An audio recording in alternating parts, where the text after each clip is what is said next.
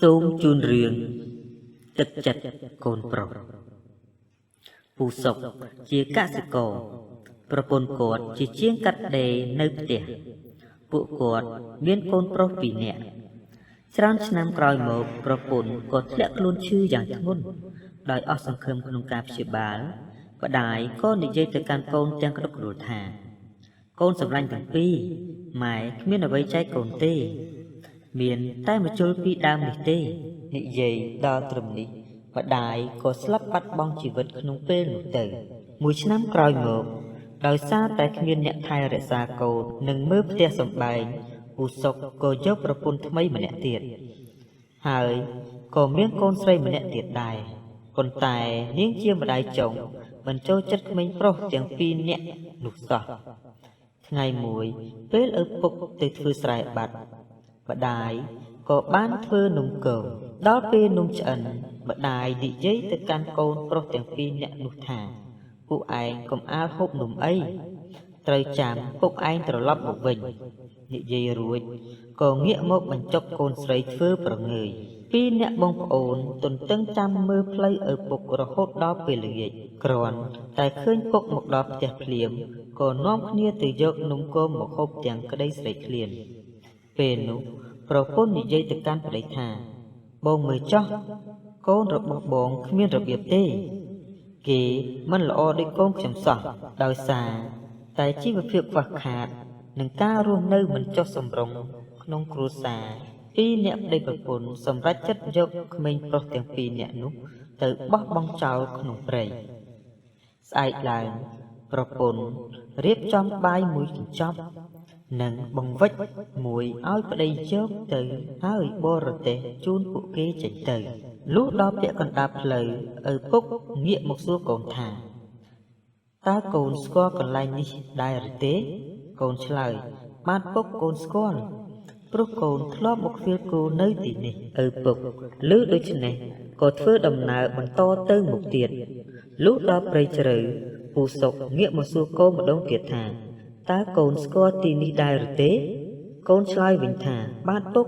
កូនមិនស្គាល់ទេឪពុកប្រាប់កូនថាឯងទាំង2នាក់ចាំពុកនៅទីនេះចុះពុកបរទេសទៅកាប់អស់មួយផ្លែតបន្តិចទៀតទើបពុកត្រឡប់មកវិញ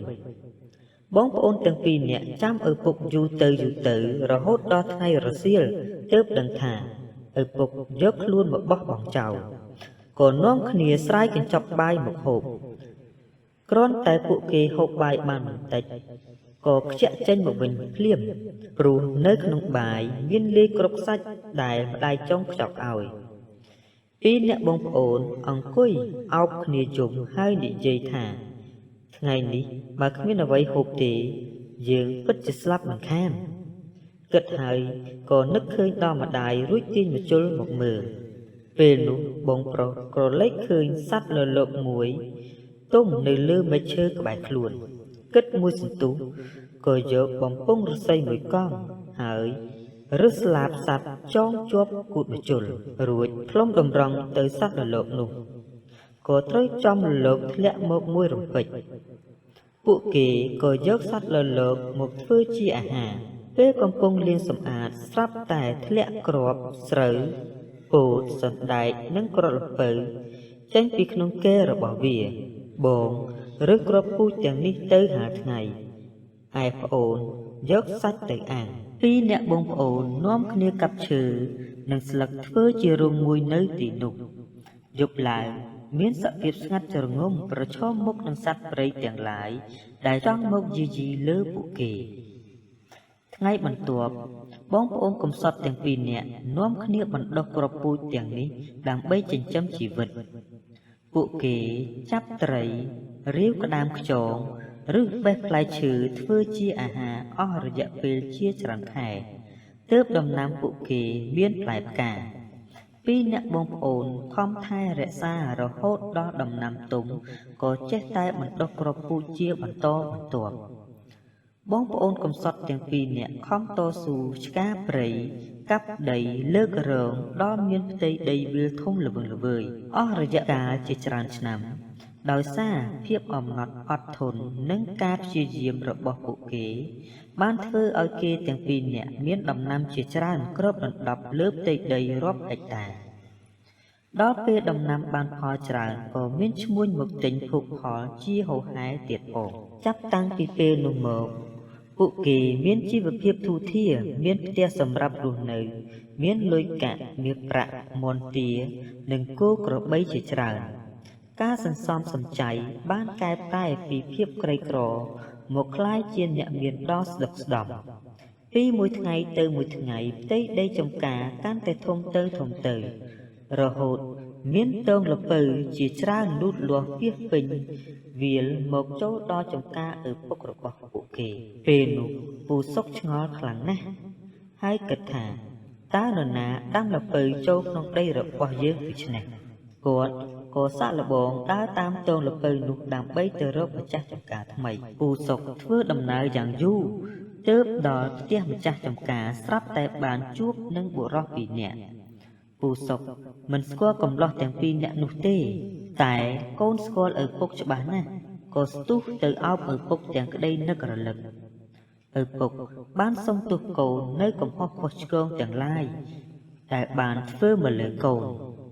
ពូសុកបានជួបកូនវិញសប្បាយចិត្តរកអ្វីព្រៀបផ្ទឹមពុំបានឡើយឪពុកនិយាយទៅកាន់កូនថាកូនមាសពុកតាំងពីអត់ឯងទាំងពីរនាក់មកពុកក្រលំបាកណាស់ពុកមិនគួរយកឯងមករស់នៅកណ្ដាលព្រៃកណ្ដោយកណ្ដែងដូចនេះឡើយកូនទាំងពីរនាក់បានរៀបចំលុយកាក់មាសប្រាក់ខ្លះជូនឪពុកដោយយាបកតញ្ញូពូសុកចេញដំណើរត្រឡប់ទៅផ្ទះវិញដោយក្តីត្រេកអរព្រោះបានជួបកូនវិញថែមទាំងបានផ្គត់ផ្គង់ជីវភាពគ្រួសារទៀតផងមកដល់លំនៅឋានវិញពូសុកសប្បាយចិត្តញញឹមញញែមរៀបរាប់ប្រាប់ប្រពន្ធកូនពីរឿងរ៉ាវទាំងអស់មិនលាក់លៀមបន្តិចឡើយដោយសារតែឃើញប្តីយកលុយពីកូនងាយពេកប្រពន្ធចេះតែប្រើប្តីឲ្យទៅសុំលុយកូនម្ដងហើយម្ដងទៀតច្រើនលើកច្រើនសារមិនក្រែងចិត្តកូនបន្តិចសោះទោះបីកូនផ្ដល់ប្រាក់ដល់ឪពុកយ៉ាងណាក៏ដោយក៏ជីវភាពក្នុងគ្រួសារពូសុកនៅតែមានភាពខ្វះខាតព្រោះប្រពន្ធគាត់មិនចេះសន្សំសំចៃតែងតែយកលុយទៅចាយវាខ្ជិះខ្ជាយមិនចេះគិតមានថ្ងៃមួយពេលប្រពន្ធអស់ប្រាក់ពីខ្លួនក៏ប្រើប្តីឲ្យទៅសុំលុយពីកូនទៀតពេលទៅដល់ផ្ទះកូនឪពុកនិយាយពីទុក្ខលំបាកនៅក្នុងគ្រួសារប្រាប់កូនកូនយល់ចិត្តឪពុកក៏រៀបចំរបស់របរនិងវត្ថុមានតម្លៃជាច្រើនឲ្យទៅឪពុកពេលរៀបត្រឡប់ទៅផ្ទះវិញពូសុកក្រឡេកឃើញក្របីមួយក្បាលក៏និយាយទៅកាន់កូនថាបងវិចនេះធន់ណាស់ពុកស្ពាយមិនរួចទេកូនឲ្យក្របីពុកមួយមកគ្រាន់ពុកជិះត្រឡប់ទៅផ្ទះវិញព្រោះពុកចាស់ហើយកូនមិនប្រកែកក៏ដឹកក្របីប្រគល់ឲ្យឪពុកភ្លាមបន្ទាប់មកឪពុកស្ពាយបង្វិចជិះក្របីចេញទៅពេលមកដល់ភូមិមួយមានឆ្កែជាច្រើនគ្រាន់តែឃើញក្របីភ្លាមស្ទុះដេញព្រុសខាំធ្វើឲ្យក្របីភ័យខ្លាចរត់ភៀសខ្លួនបាត់ទៅចំណែកពូសុកវិញតោងអោបក្របីមិនជាប់ក៏ធ្លាក់ពីលើក្នុងក្របីរបួសយ៉ាងធ្ងន់ធ្ងរអ្នកស្រុកឃើញមានការអាណិតក៏នាំគ្នាជួយលើកហើយគ្រាពូសុកត្រឡប់ទៅជួបជុំប្រពន្ធកូនវិញពេលនោះពូសុកបានភ្ញាក់ខ្លួនដោយសារតែការលុបលុនទើបទ្រាំខ្លួនដើរមិនរួចធ្វើការងារអ្វីក៏មិនបានគាត់នឹកខ្មាស់ខ្លួនឯងមិនចង់ទៅសុំលុយពីកូនទាំងពីរទៀតឡើយរីឯប្រពន្ធវិញព្យាយាមកែខ្លួនខំប្រឹងធ្វើការមិនខ្លាចនឿយហត់ចំណែកកូនវិញព្រោះតែឃើញឪពុកនិងម្ដាយចេះភ្ញាក់រលឹកក៏ផ្ដល់លុយកាក់ជាញឹកញាប់ផងដែរចាប់តាំងពីពេលនោះមកគ្រួសារពូសុកខិតខំធ្វើការចិញ្ចឹមជីវិតមិនខ្ជិលច្រអូសទៀតឡើយ